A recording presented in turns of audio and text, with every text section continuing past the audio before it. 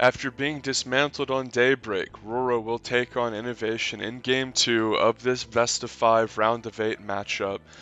RorO is in the bottom right of Akilon, a big, rangy Zerg map. Out of all the maps in the pool, this was the one where you were going to be able to take a third. That one and Daybreak were the easiest thirds, but Akilon was very open. There were pretty much 3 easy bases to take as far as your natural, which of course was a gimme, but then both of the thirds were easy to take, so you could go up to 4 bases rather easily, especially if you collapse the rocks on the pocket third. At that point, it was basically 1 point of entry for 4 bases. Very, very easily defendable, and for that reason, Innovation 2 raxes on this map over half the time.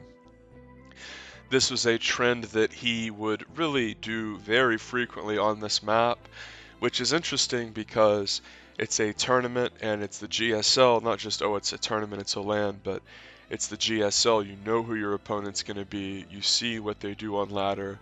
The ladder, by the way, in this era wasn't all barcodes. Back in the Wings of Liberty era and in this era, you would watch people's streams and you would see basically the pro gamer's ID every single time. If you were watching Idris stream, it would be like, oh, he's playing minigun. Oh, cats, cool. Oh, he's playing Bomber, who's over for the MLG. He's playing on the NA ladder. Now you watch someone stream, oh, they're playing a barcode. Oh, they're playing a barcode. Oh, they're playing a barcode. There's a huge reason why streaming fell off in StarCraft 2 was the rise of barcodes and how matchups went from being developed on ladder and rivalries were established by people playing each other over and over and the viewer being able to intrigue over that and really get excited about two of their favorites playing to, oh look, it's some dim coward talking shit on a barcode. Great, that's really exciting. Next game, you don't even know if it's the same guy. It just takes all of the sort of gumption and rivalry factor out of the ladder match and your ladder session and being able to watch a stream.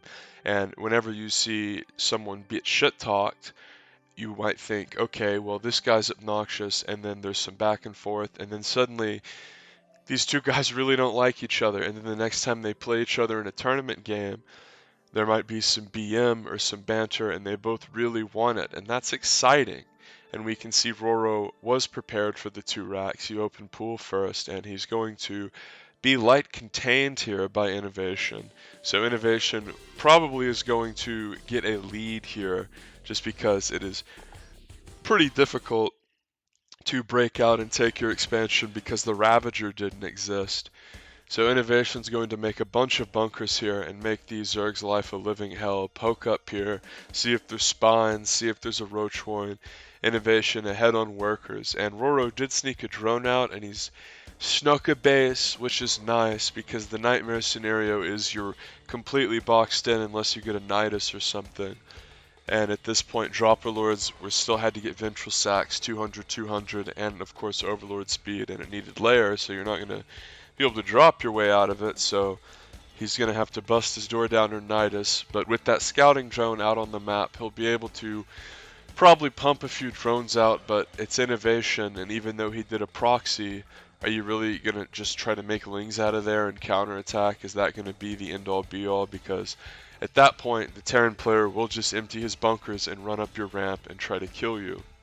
And we can see on Akilon Wastes the distance between the main and the natural is extremely long, and that's probably a big reason why Innovation favored 2 racks, as it's virtually impossible to get the creep out there, as we see Innovation scouts the base, which honestly was made right in front of a tower, which the towers were of course exceptionally powerful in this map, and Innovation will always proxy in the same spot, so you're not going to make it up top right by the proxy.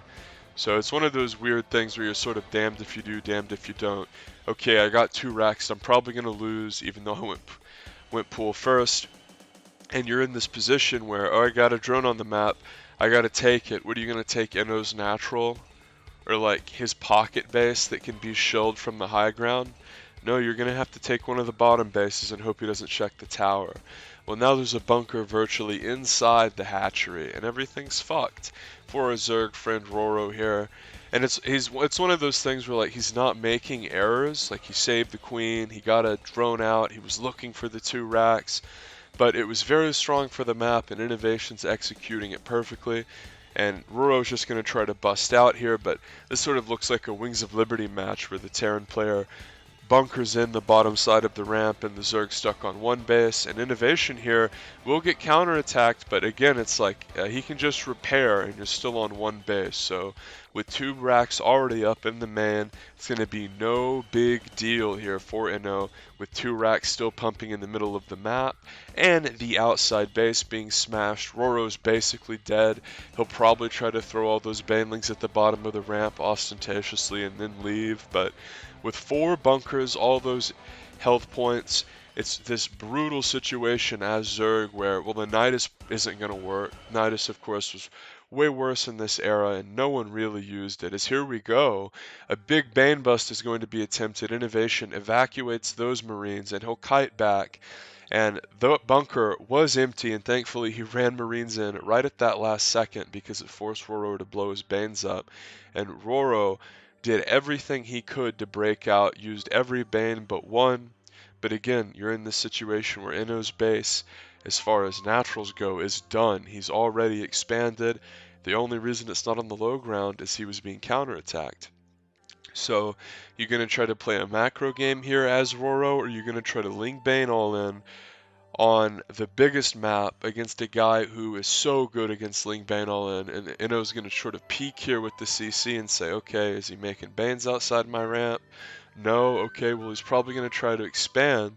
And you gotta love the Sim City, as Inno's saying, I am not going to die to a Baneling bust. You might be saying, holy shit, 4 bunkers, isn't that too much?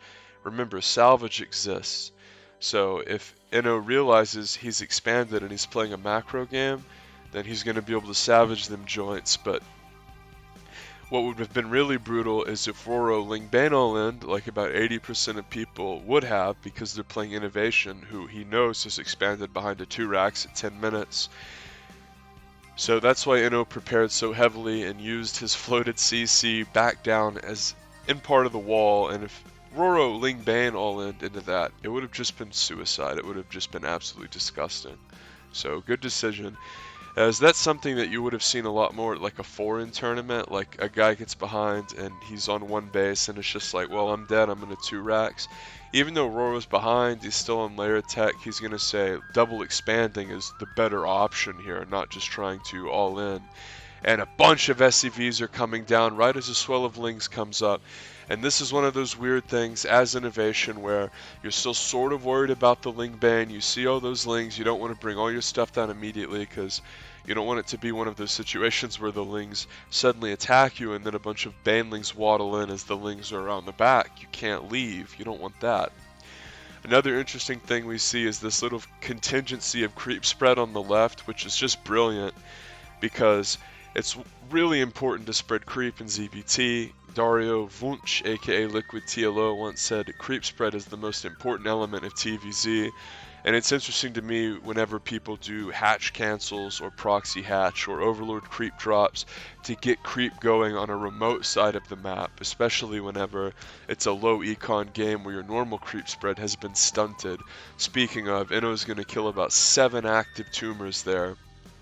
And I don't really know if Inno has deduced that this 3rd has been taken, because of course the player RorO was on 1 base for so long, he went out and took that 3rd almost at the same time he took his natural. So even though Inno got ahead with the 2 racks, RorO has done everything he can to come back in this game. That queen in the bot left is like the most valuable queen in the world. Remember, that thing got down to like 10 HP and he saved it in the left side of the screen. It's been a nightmare, spreading all this creep. Terran players love to talk about how good mules are and how important mules are, and oh, I can't afford to waste a scan on that.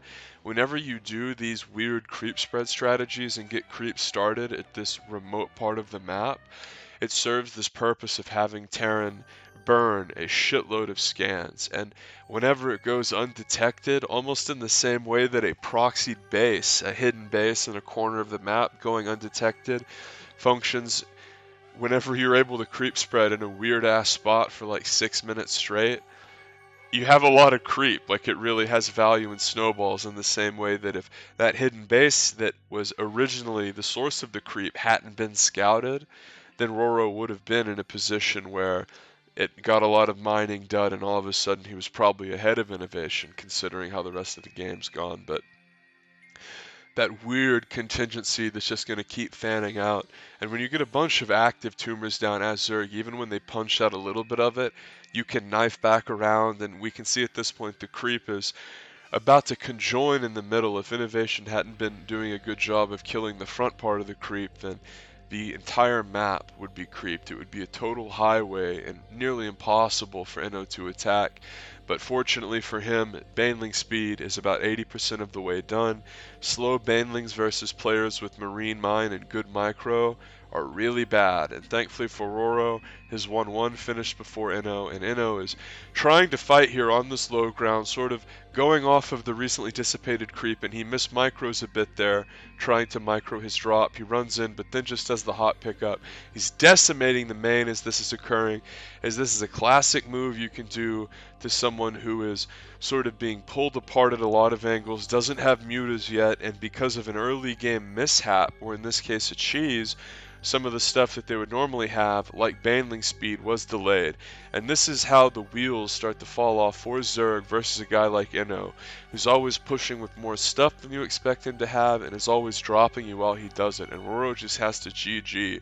So if we just go back and look 2 minutes before, if we take stock of what's happening, Inno hasn't taken his third yet. Thank God there's that pocket base for him, and he doesn't have to take the third that RorO took on his side of the map, because that's covered with creep.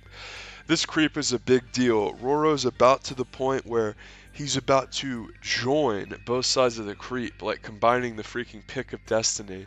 But innovation runs up and get the tumors, and when you scan as a Terran, and you're on this much of an economy, where yeah, innovation's not mule hammering at third base, but he has a ton of production, and he has a ton of stuff, and he has a drop going, and you scan and see those slow banelings, it's a dream come true. It's what you want to see. So innovation really making use of this tower trough for RorO, where he sat there and said, oh wow, you don't have baneling speed yet? This is not going to last very long. And it didn't. Sub for more.